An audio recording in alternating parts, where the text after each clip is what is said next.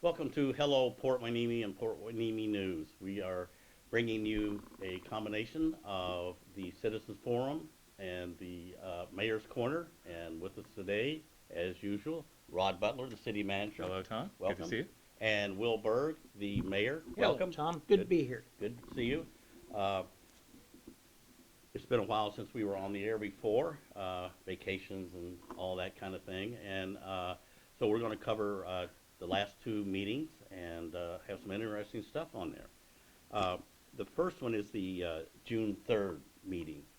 And the first thing that was discussed at that meeting was uh, I've always referred to it at Port Hueneme News and everywhere as smelly air in Port Hueneme. And it's sort of gotten its own life, and people understand what you're talking about. So, Robert Bromber, who started the Hueneme Foundation and has been working at trying to figure out a best way to get a new wastewater plant for Port Hueneme, and he's also been working on the smells that have been generated by the wastewater plant and the new Indy paper recycling plant. So he gave a report on the sensors that are going to be put up around both of these plants, and it's going to be, from what I understand, a 270-degree arc that will pick up various odors, log in the times, the wind direction, so that they can pinpoint uh, what is actually coming out of the plants. One thing is the wastewater plant has started putting chemicals in upline a ways from the wastewater plant, which is treating the water before it actually gets here. So when it gets here, the smell is at least 50% less and hardly noticeable anymore. They used to just uh, treat it when the water would get in those big towers, and Yes. the smell was already there. Right. So that's helped out. Uh, then the other thing it does is when they get the data, it's going to go to a third party who will examine it and print out a report, and then that will be given to the city of Oxnard and Port Hueneme, and they can decide how they're going to present that, what action they want to take. The attorneys will have to get involved, case studies to see, hey, how has this been handled before? And as we talked about a little bit before, there have been class action suits about these type of things, called environmental injustices, and so this sort of qualifies for that because it may not be qualified as toxic on certain federal levels, but it is a real nuisance, as your nose would tell you, to the quality of life that is going on. And a lot of people are not being able to sleep. They can't have their windows open. They don't invite people over. So it is a serious issue. Um, the council, would you explain what Charlie Green has done and what you guys have heard maybe since this meeting, which has been almost a month ago? What's going on? Yeah, we asked the city attorney's office, Charlie Green, Charles Green, and then more specifically Kevin Spalding, who's our assistant city attorney, to kind of serve as the point men on this whole odor control issue for the city. And they continue to update us. They're talking to Robert Bromber regularly on any of these issues, whether it's stuff that we believe is coming from the paper plant or whether it's stuff coming from the wastewater treatment plant.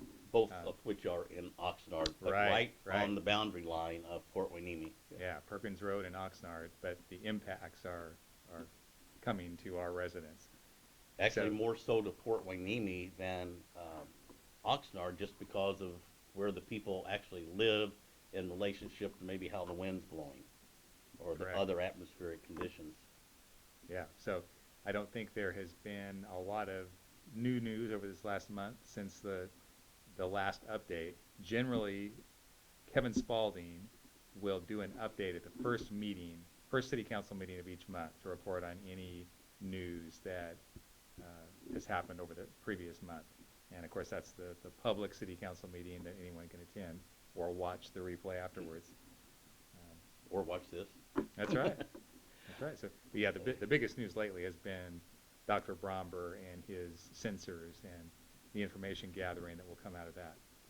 Uh, Will, have you had any discussions with the city council in Oxnard that uh, has any benefit or good things going on between the two of you? No, I wish there was something that we could, relay to us all about progress on this.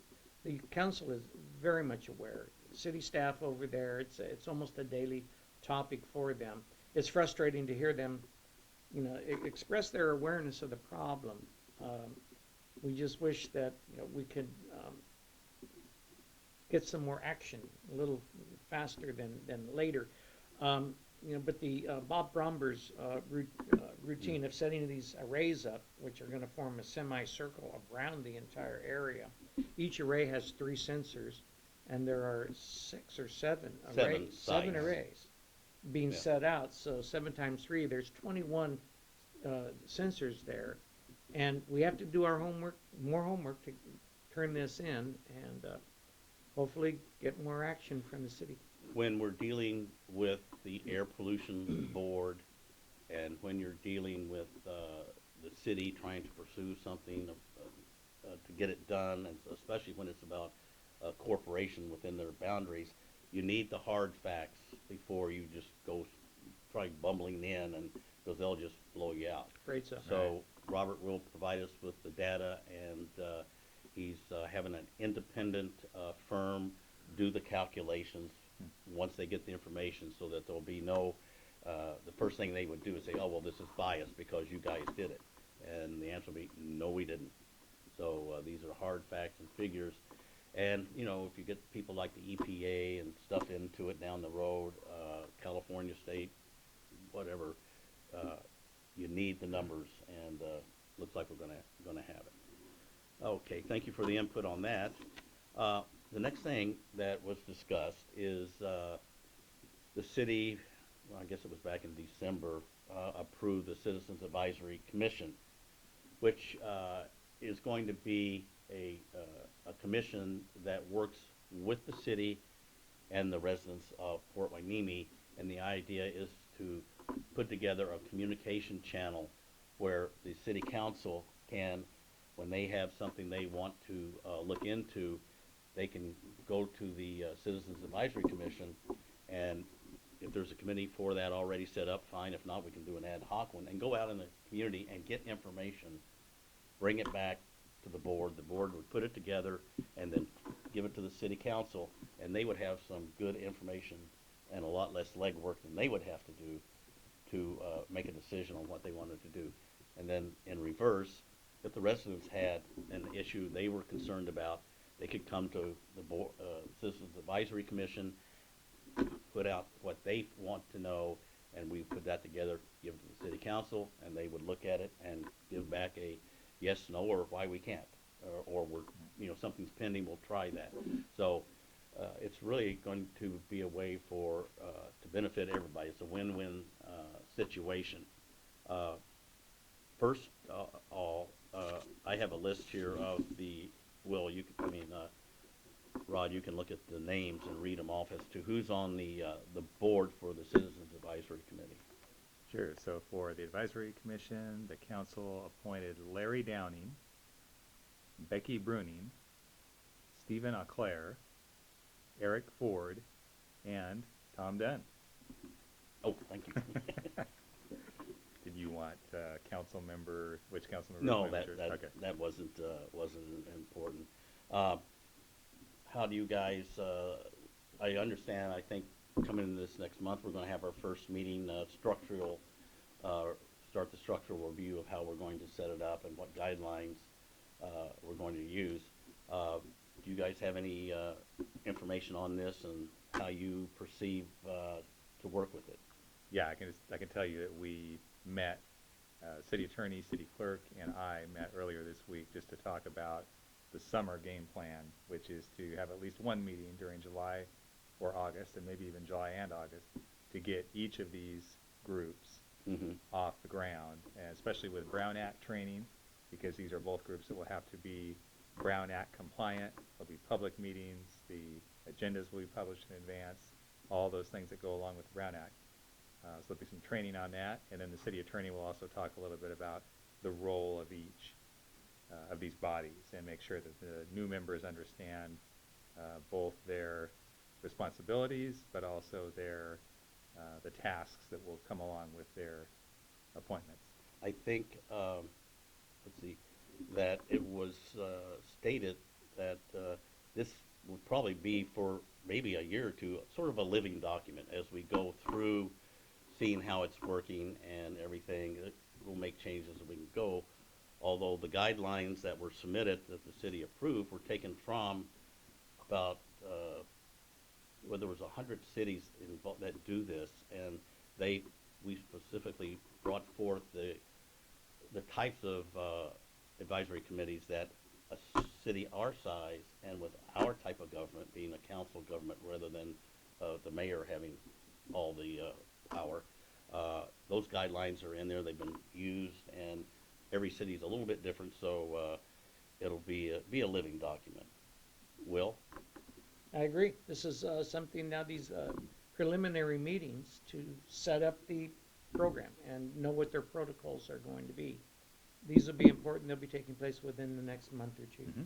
Yeah, it's another thing that's I think is good is that we have gotten Fort Winnie News. We are on the city has a good website now. We have this information can go out to YouTube and all the other social media that people read, and I think they'll become much more involved in it than what we really might think, and so it'll be interesting and see who gets involved. One of the main things we're going to have to do is publicize the formation of this once we have the rules down, and get people who can, one, be committee chairman, and then get them and the board to go out and get people to be on these committees, and they'll do the actual footwork and gathering of information, and I'm really hoping we can do the good job of that. The other issue that was discussed was Measure U, and there's a committee formed on that. Will, you want to explain? Measure that? U, these is a 1 cent sales tax or a 1% sales tax throughout the city. Funds have not begun to come in yet, although we expect our first check probably sometime in late September. Right. Will be our first check, but the tax went into effect April 1st. Preliminary information that we've received, nothing that's absolutely ironclad yet, very positive. This is going to be a big bonus for the city, which we can talk about more what this impact is going to look like when we get to our topic later this meeting, which is the budget process that we just finished. Okay. Rod, you have the names of the, explain what the board. I'm sorry, yes, you're right. I should have finished that, right? This board is going to oversee how these funds are being distributed throughout the city.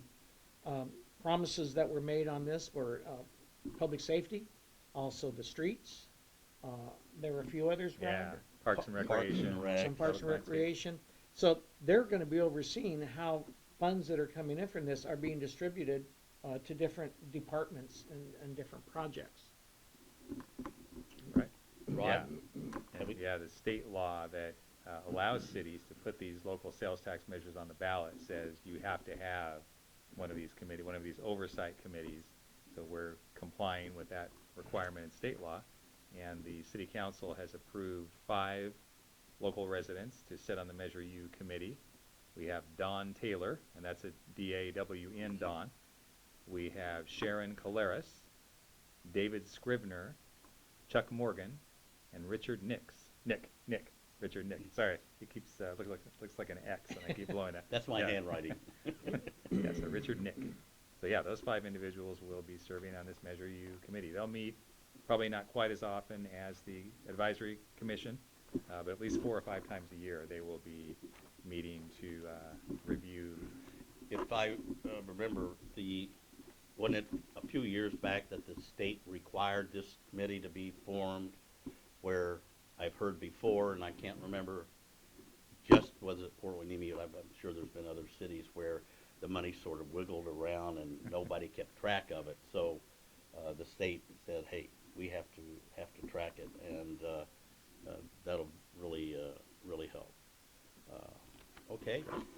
Anything else from the meeting that we haven't covered? It was one of the shortest meetings we've ever had, which That's right.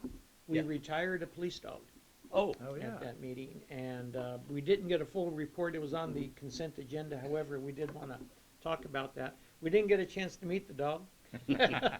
But right now, we have to say that we do not have a police dog with the department, so we are in the market looking for something. So to this fix will that. not be a pet that somebody want to get rid of. Oh, no, this is serious. It's staying with Yeah. the police officer Yeah. who handled the dog, and it's time. He had been in service for several years now. It was the Right. last of, at one time, I believe we had as many as 4 Yeah. Re- police dogs. But again, now we have none, so we have to, They're very valuable. and very Yeah. expensive. Right. Okay. All right. Now we'll go on to the city council meeting of the 17th of June, and I thought this was a very interesting meeting, although I was not able to be there. But looking at the agenda and the issues discussed, a lot more heavy hitting than what we had on the June 3rd meeting. The first thing in the agenda that you guys discussed was the water quality. What does that encompass? And how does it affect the residents? Was this the water quality report?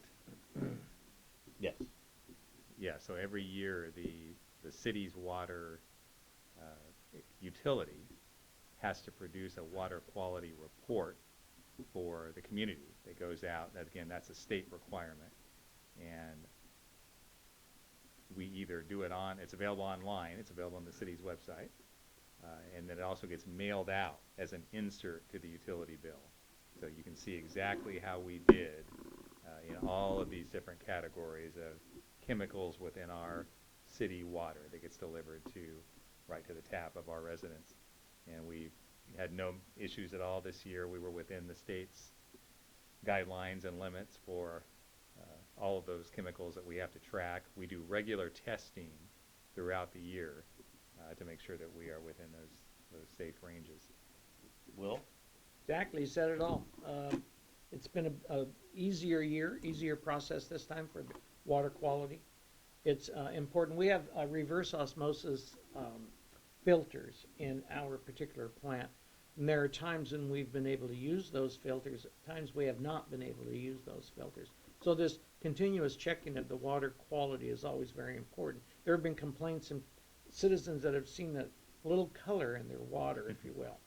And Strange colors. strange colors. Yeah, unfortunately, the particulate matters were not poisonous or detrimental, but these are times when the reverse osmosis membranes have been turned off because of too much particulates in the water that would foul the membranes and require that we take them out and buy whole new ones and replug. But the water has always met the quality standards that it needed to meet with the county. So. Yeah, at the end of the drought, it was getting bad. The Yes. filters Yeah. were so clogged up. Yes. And a really good reading is 250 parts per, or no, total, some type of deposits, to 400. And before the drought, I measured stuff coming out of our tap, it was right around 230, 240, right in there, 250, really good. Mm-hmm. In the major part of the drought, it was 775. Wow. You get over 800, then you got some issues that really need to be dealt with. And then when we got the rain 2 years ago, that helped. And then this last winter, it was really good. Most of the reservoirs are full. Aquifers and reservoirs are full in California Yeah. now at this time. The only one that is not up to the top yet is Casitas. Oh, yeah. But most everybody else is full now. They had, Right. I read an article in the paper, they had blockage in some of the Yeah. tributaries coming Oh, really? down, and they had to clean that out. And there is a plan in work with the various Casitas and United, and there's another water company, to actually work on filling those aquifers up, because those are so important to mainly keeping the salt water from the ocean out of getting into our groundwater. And then, I think this was in the paper 2 weeks ago, uh, all the reservoirs where we get a lot of our water from Northern California stuff are all full. There was 220% increase in the snowpack. Wow, And that's great. it's still melting. It's going to be Yeah. melting for another month or so. And luckily, we have enough reservoirs and mountains and stuff that store this for a while, and it comes down gradually, as compared to the Midwest, where everything comes down the Mississippi or Missouri River, Yeah. and it's flat, Right. and that water just, Yes. and that's watching Weather Channel is not fun anymore. I know. It's pretty, can be pretty devastating. Uh, the next was the assessment district funding. That's something a lot of people don't know about. I've sort of learned a little bit about it over the last couple of years, but would you explain what that is and how it works? Sure. So on your property tax bill, if you are a Port Hueneme property owner, you'll notice that you will have either 2 or 3 line items on that bill that say assessment district number 1989 dash and then a series of numbers. Within the city of Port Hueneme, we have a total of 3 of these assessment districts, which are property tax based fees that fund particular types of services. So we have a street lighting Mm-hmm. district, we have a street median maintenance district, and we have a drainage district. Some homes, in some areas of the city, the drainage district does not apply. That's the only one that's not citywide. And these go clear back to, I think, the late 80s in some cases, and then the 90s on one of them. This helps the city because it's revenue that comes in to pay for street median maintenance, the street lighting costs, which is always going up with as Edison's rates rise, Mm-hmm. and then drainage, our drainage system. So it's a way that the city can supplement the money that we get from sales tax and basic property taxes and some of our other revenue sources to take care of specific needs in the city. Well, we're always doing a great job here of paving the roads. Is that an assessment group, or does that come out of the public works budget? That is gonna come out of there's enterprise, and there's other state taxes that Yeah. apply to this. Yeah, And so Gas taxes? Gas tax. Gas stuff like tax. yeah. The gas tax. Yeah, and we're looking really good in that area. And, Tom was right that Port Hueneme within Ventura County has always been known as doing a good job with our street maintenance going back many years. We'll probably be able to do even better in the future because not only are we getting the old gas tax money that we used to get, but the mayor was right that we get a certain amount of money from our solid waste enterprise fund. The idea is that those big heavy trash and recycling trucks have an impact on our streets over time because they're so much heavier than a standard vehicle. So we take a chunk of money, $300,000 each year, transfer it from the solid waste fund to our streets project fund to offset some of the costs of the impacts of those trucks over time. But then in Sacramento, one of the few things where Sacramento has actually given us money in recent years instead of taking money back, SB 1, which was a combination gas tax increase here in California and a small increase on your vehicle registration. Those were kind of the 2 big items.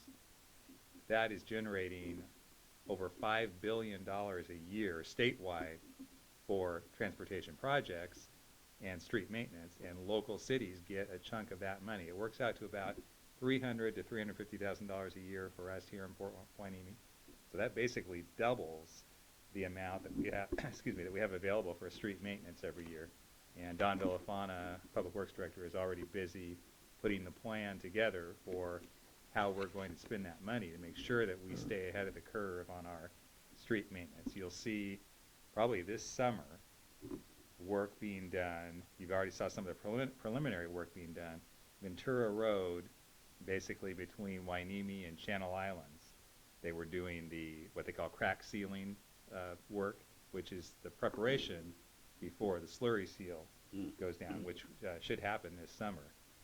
And that's an example of that money being put to work on our major streets. Was Port Hueneme sort of working in conjunction with Oxnard on Channel Islands Boulevard? Because Oxnard was doing it heading to the right as you head towards, Yeah. and we were doing it to the left with the cracked Yeah, ceiling. not necessarily in conjunction. It worked out that way, that as they were doing, that was, Yeah, if there was ever a I section think they that, saw each other and they waved to Yeah, each other, yeah. and that's about the only cooperation we saw. yeah, They were going one direction, we were going the other way. Yeah, we were- well, we there were were a pleased. few nice complaints from the residents here about the way the Of course. traffic was blocked up. oh, yeah. No matter where you went down there, it Mhm. was Right. really, really tough. That's for sure. But it has Yeah. has to be done. Sure, And what Oxnard has had the reputation of having very bad roads. They are starting to do repavement on some. They did Right. Victoria, they did the Channel Islands. But I go a lot of times, I'll go down Hueneme Road, make a left on Rice, and once you get past Fifth Avenue, now that's a heavily traveled road, Yes, and it is just full of potholes. Wow. It's like, it's been that way ever since I've been here. We're now, it's 15 years almost, and, there's more traffic that uses Rice Avenue than people realize, and the thickness of the asphalt needs to be much thicker than it is currently. But that's a big expense item, and this is Yeah. in Oxnard's budget. yeah, well, they have some big plants out in that area Yes. that use that back Yeah. and forth, and so glad that we are doing what we can with that. We had what I know both of you were very interested in, budget review. Right. Will, you want to tell us? And you mentioned before, hey, this is our second time of 2-year budgets. Explain that Yes, to the people.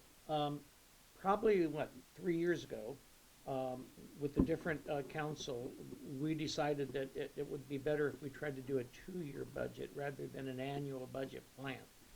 The budget was always late getting started, always late finishing. I saw one time when it was December Yeah, I before we know. actually signed off on our budget, which is supposed to be signed off in June, ready to rock and roll July 1. And the next day, it was time to start on the next budget. Yes, I remember. it's almost time to start on the next one. Well, we had our budget workshops, 2, actually, and then we held a third one to just review final big numbers and sign off on the budget, which we did on Monday. This is the second consecutive 2-year budget that the city has now approved. This is a big deal. I don't know of any other cities in the county that have, number one, the 2-year process. There may be some, but I'm not aware. And 2, that they've been able to do it 2 consecutive years in a row. Financially, we've turned a corner and we're looking good. This budget year, 18-19, ending this week, Mhm. we should show a profit for the city. We have money in the general fund more than we started the year with. No, Yeah, Yes, yeah, really. Yes. Now, we also, Congratulations on- to both of you. on Monday, we passed that budget, and the numbers for the next 2-year budget is also more increase in revenue for the city.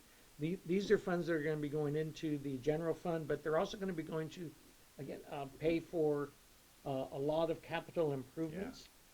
We've also put in the budget 9.5 employees. yeah, that's right, 9.5. Budgeted for now, and we're gonna go out, and we've got some openings in Public Works, we've got openings in the facilities, we have openings in staff right here Yeah, inside City Hall. City Hall.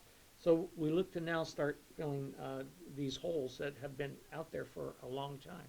It's been a painful process the last couple of 2, 3 years, 4 years, actually the last 8 years. Yeah. We've been behind a 8 ball here. We see light at the end of the tunnel. It doesn't mean we can go out and spend money like drunk sailors in port. Right, But, by carefully watching how we spend our dollars, and each department has a lot of experience in that now.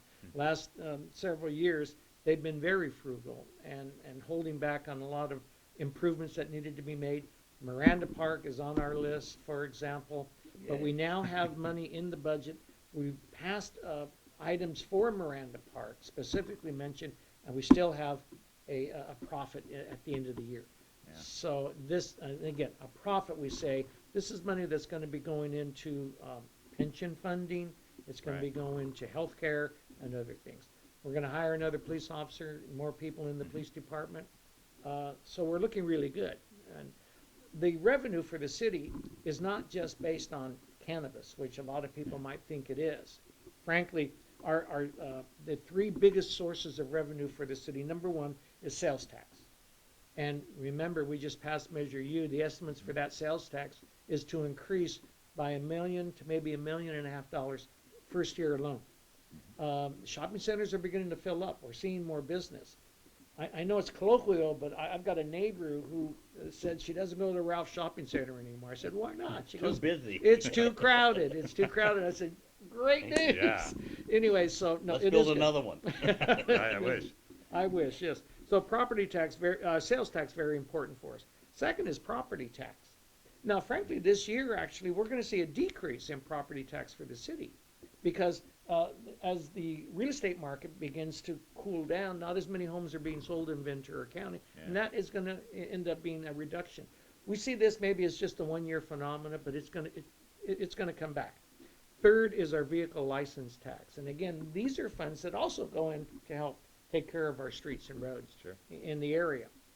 But having the property tax, sales tax, vehicle license tax, utility users tax, what have you, this gives us a more spread out portfolio of Yeah. revenue, so that if one particular area gets hit hard, we have these others to go back to. We only had one or two areas before. This is not a one-horse Yeah. town any longer. We do have We're other. gonna have a tax on tax. We do have other sources of revenue, and we hope to start seeing this in action. Some of our game plans are gonna be, of course, fix up the medians, but I know Yeah. Rod here has a capital hit list that we signed off on just the other day as well. And before he gets on that, I wanna say, I resent the drunken sailor in Port Wayne. I was there 50 years ago. I was just a wee toddler, but Do you have any money left? I spent it all in the bars, and we have no bars left. No, they are all gone now, aren't they? Amazing, yeah. Yeah. Rod? Yeah, so, just picking up on what the mayor was saying, we are in much better shape. We showed a slide that you can see if you look at the documents that are on our city website that shows the new revenues that have come in over these last 2 years, and they're ongoing revenues, so they're not just one-time, flashes in the pan. The new cannabis revenue is a big part of that. We're estimating about $2.5 million if you look at the 5% share that the city gets of gross sales of every cannabis business, plus the sales tax generated by those cannabis businesses. It's about $2.5 million a year in this next year, just alone. Then you got Measure U that the mayor talked about. That will eventually be $2 million a year. So that's $4.5 million right there. And then the list goes on with just property tax increases based on property values rising, sales taxes from businesses like Habit Burger, Ross, Ace Hardware, the things that have come in the last few years. Those have all built on our base. So our bread and butter general fund revenues are really up about $5 million, and that's what's really changing the story as we try to keep our expenditures under control as well. And Another player, stakeholder here in our community that we didn't mention is the port yeah. itself. The port I think they're gonna lose their top spot as the number one contributor for the general fund. Yeah. For years and years, they've always been number one. They have given us the most money for the general fund than any other Wasn't fund. it like $1.7 million or something like that? 1.7 million, so they're number one, but I think the cannabis people by next year Yeah, will it'll catch up with them. This city will be fine if people use more cannabis and buy more burgers. Yeah, that's right. And the two sort of go together. You use one, you like the other. And buy more bananas and more Oh, cars. Yeah. Because the more business they have, the greater revenue we're gonna see as well. That's true. So yeah, the revenue is allowing us now to invest in things that we have really had to put on the back burner for the last 5 or 6 years as we've, just really been struggling with our general fund budget. So I would say the big four that you'll see if you, again, go online, take a look at those budget documents, would be vehicle replacements, which we've deferred a lot of, including our public safety vehicles. It would be technology upgrades and improvements, which are going to be really, they're not as exciting to some people, but it will impact in a positive way the services that you get from the city. We have a lot of questions of the accounting department. Can you show us this number as it relates to another number? And the computer system that they're currently using, which is pretty dated, is no, it doesn't print out that way. We have, this is how we classify these various expenses or these various revenues, and it's hard to sometimes understand the complete system. The new computer system they're promising us, it's going to be able to be much easier understood, and we can ask these direct questions and get the numbers that we need with the new system, but it doesn't come cheap. That's right. Yeah, so vehicles, technology, parks-related projects. So again, we've already talked about Miranda. Keep in mind, we've got other parks in the city, Volker Park, Bubbling Springs. The beach park is actually our largest single park. And then public buildings or facilities. And one exciting thing that's starting to take shape now is a major revamp of the Orvine Carpenter Community Center, which is kind of really our one big community-oriented building that we have up on Park Street right next to the library there. It really is due for a facelift or an overhaul. It really gets a lot more use than you might think, but it needs work. It needs to be updated. So again, buildings, parks, technology, and vehicles. And we'll be back in front of the council in September with some specifics in all those 4 areas. The council's already kind of given us some initial green lights of the amounts that they want to spend in these areas, and then we'll come back in September with the nitty-gritty details of how all that money will be spent and what projects will be prioritized first and all that stuff. I have a question, and I was thinking about this when Will first mentioned the future and we're going to have money to do stuff, and I was trying to think, wow, what could we come up with that would be neat to have done that we haven't had done? And then I thought, wait a minute, and you sort of mentioned, what about the infrastructure? Is that part of your list here that you were talking about?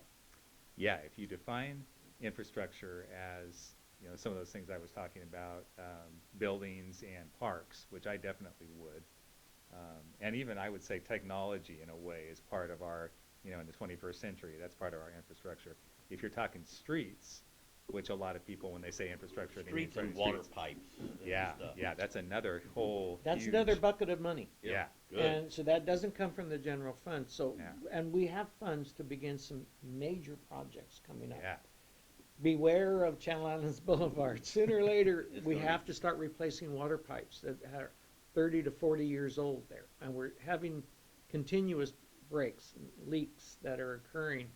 And we have a system, we have plans partnering with the Navy base yep, to start moving water under the base rather than In the street? rather than the street. Go underneath the federal installation, which requires quite a bit of discussion, you can imagine. 10 years. But, yeah, we're looking at a pretty hefty bill for Channel Islands Boulevard and the water infrastructure improvements that we need. They're upwards of $30 million or more. And as good as we're doing, we don't have that kind of money right now. But it's not general fund dollars. These are Yeah. dollars that are in our public works and water department, and that is an enterprise funding, which means we charge for what it costs us to provide that service. And part of our cost, obviously, is we need to have enough to start building that little capital fund every year, a little bit more, a little And bit interest more. on it and Interest and all that. And then that money, once we have enough, we can break ground and start doing those improvements. okay. Does that cover that? yeah, that's a good, Very, Good very overview. interesting, and you guys really spelled it out. When you're sitting there in the city council meeting, it's tough to follow if you don't know everything, but this was really a good overview. I was speaking of water, you're looking for a general manager of the water department. right, yeah. It's been a lot of- while since we've had one. Yeah, some of your faithful viewers may remember a guy named Steve Hickox, who was with the city for about 12 years. He retired, back April 30th of 2018, so more than a year ago now. Ooh. And we have really struggled with filling that position. We're hearing from a lot of other cities, water agencies, that it's just, for whatever reason, full employment economy, or baby boomers retiring, or all of the above, but it's really getting tough to fill some of these technical, managerial positions in water and wastewater agencies. So we've tried a couple times with the old title, Deputy Director of Public Works. The council just approved a title change and a salary increase, so it'll be called Water General Manager, or a General Manager of Water, which is similar to a title that City of Ventura uses for their water utility. And we're going to give that a shot, pound the pavement again, and see if we can get candidates to finally give Don Villafana some relief, because he's been trying to wear multiple hats. And this is the downside of having such a positive economy. Almost full employment, people are not necessarily looking to come to work for a city agency or something when they can get more money outside of the city on other jobs. So it's a challenge.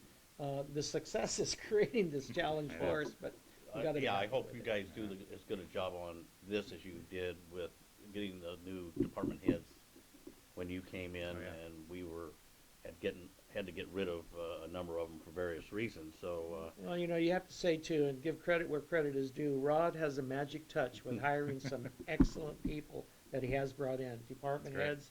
He has that magic touch. He's done a great job. thank you very much. The Community Benefit Fund, would you explain what that is, and where does that money come from? Where does it go? Sure. I'll actually let the mayor take the lead on this, and then I'll back cleanup, because the mayor we have a 4-member committee, 2 members of the city council and 2 members of the Oxnard Harbor District Board of Commissioners, who kind of make initial policy decisions on this, and the mayor is one of our representatives on that. So he'll tell you about the recent meeting. Yes. Again, by way of background, keep in mind that the city and the port have a contractual relationship. There's 3 different agreements that have been signed over the last 40 or 50 years that is in place that provides us, now the city is upwards of, we get 11% right now, and it's going to grow slowly. It grows 11% right now of their gross revenue right off the top. We made an agreement 3 years ago when the economy was not as good as it is today, 4 years ago maybe. That's right. Almost. That if the port exceeded $13 million, is that the number, 13 Yeah, million? 13. If they exceeded 13 million in revenues, that they would kick in an additional $100,000 for a joint benefit fund that both the city and the port would pick projects, and this benefit fund would help fund those projects. Well, the port has hit way over 17 million. Billion? Yes. No, million. 17 million, so it's 1.7, 1.8 now that we're up to. This is, and again, as long as keep eating bananas, keep buying cars, we're going to be fine. Obviously, this is market driven, and yes, there will be years when we don't get as much, but this is a great partnership with the port. They want to participate more in the city, find projects that we can work on together. Some of the projects that we identified, we'd like to look at our promenade, going out to the lighthouse. And along there, we feel that there are places that we could put up some specific monuments directed towards individuals or groups that have been important in the creation of the city of Port Hueneme. Obviously, how about something for the Chumash that gave us our name? And then how about something for the Navy and the longshoremen who partnered during World War II to build this port out like it is today? Another one would be Richard Bard. We can't forget the Bard family, Thomas, Richard, and the whole family really that contributed to this community. We could also have some, we'll have ideas that we'll have to discuss about other monuments. We want to line these up along the promenade to give walkers and hikers an opportunity to learn a little bit about our community. It was brought up to me, I'm going to say a year ago, and maybe it was talked about someplace else, but along the promenade is to allow the type of things you're talking about, things about Port Hueneme, but have businesses in Port Hueneme sponsor that, where they would have their name on it. We bring you this history thing, and they would be up and down the promenade. That way, to generate some money. And again, if you go to the museum here, you'll find out we got more than enough stuff to talk about. Absolutely. And that has already been discussed. The Chumash Tribe of Indians has been approached already, and they've made a commitment because they want to participate in this as well. So it'll be a while. We'll go after that and other projects. Another one is we want to look at Miranda Park. Wouldn't it be nice if we could get new turf after we win the war with the Gophers? Get new turf, and then get a gazebo for summer concerts. Oh, yeah. And how about movies in the park? That would be a great venue for that to occur as well. But we need quite a bit of investment in that. And right now, I think the fund for the community benefit is it 200,000, 300,000 now? Yeah, it's actually even crossed over 400 now. Okay, that's it's a little available. over $400,000. That's a lot of money to spend on different projects. Yeah. But you'd be surprised. Probably you can spend that money real quick. No. So we are looking and trying to come up with different ideas. Again, the port wants to be a viable partner with our city. They are, in fact. And this is a good way for us to communicate with our community, our citizens, just how important this relationship is. Yeah, I was at a presentation last week given by the port, and they are looking to expand. They want to move some of their stuff to another area so that they can expand for more businesses to locate there, which are shipping businesses, I would assume. Yes. And they bring in more and more because they'll be able to handle more now that the channel is being dug deeper, and it won't necessarily allow bigger boats, but they can pack more on the boats.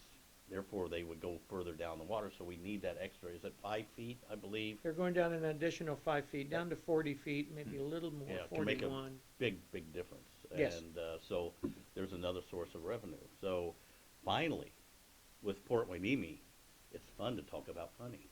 Yeah. It really is, and you guys have done a great job. I want to end with something that has sort of been my personal thing for the last year, and it was really accentuated this last couple weeks. We had a lady's body was found somewhere down around the pier, not real close, but down that way, and she had drowned, and they don't know how. Maybe it was a suicide, maybe it wasn't, but anyway, that happened. And then in the last 10 days, going back to when there was a rescue made by the lifeguards a couple days ago, there have been 3 people that the lifeguards have pulled out of the water that were in real trouble.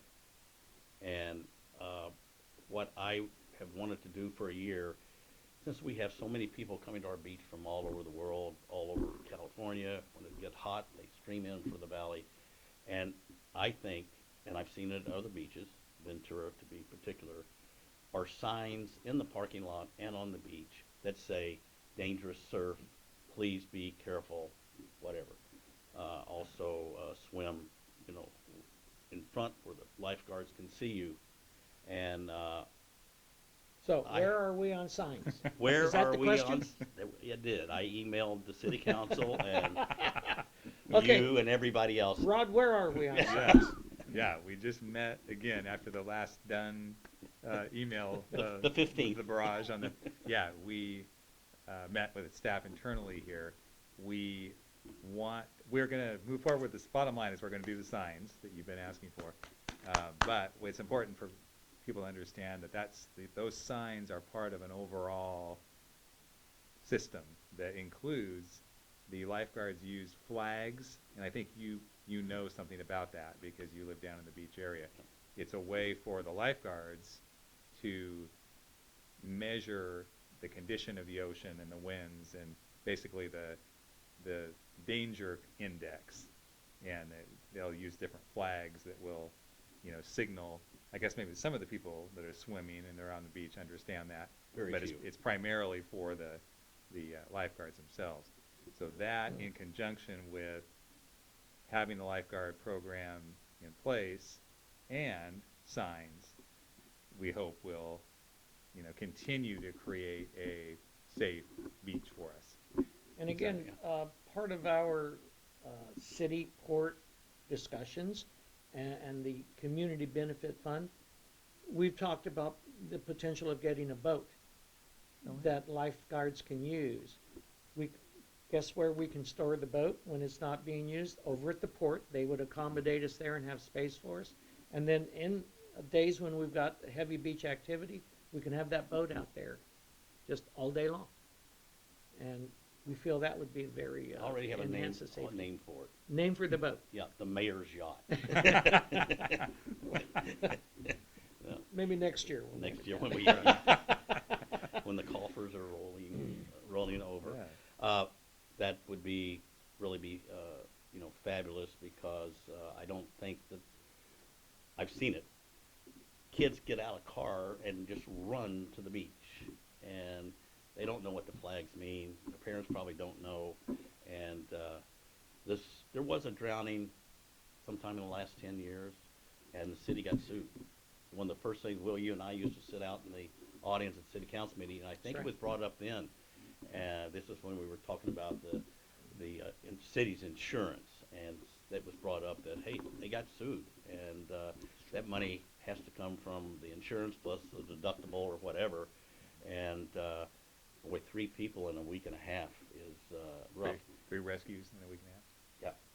And, Tribute to the guards Yeah, that are out there. and one of them lifeguards. was off duty. Wow. That's right. One of them was off duty, and Kathleen Foster, who is a reporter and photographer for Port Hueneme News, did a live. She was at the pier. She caught the truck with its lights on going down towards the port, Mhm.